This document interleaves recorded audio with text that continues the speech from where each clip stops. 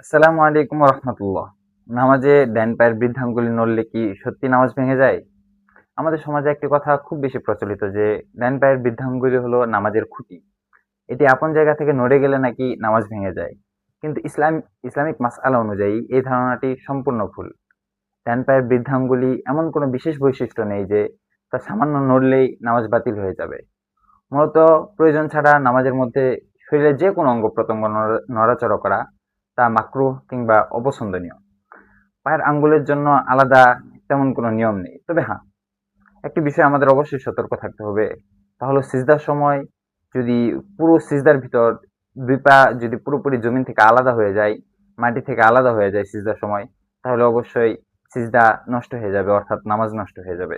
সুতরাং ভিত্তিহীন কথায় কান না দিয়ে সঠিক মাসআলা জানুন। ভিডিওটি উপকারী মনে হলে আপনার বন্ধুদের সাথে অবশ্যই শেয়ার করে দিবেন।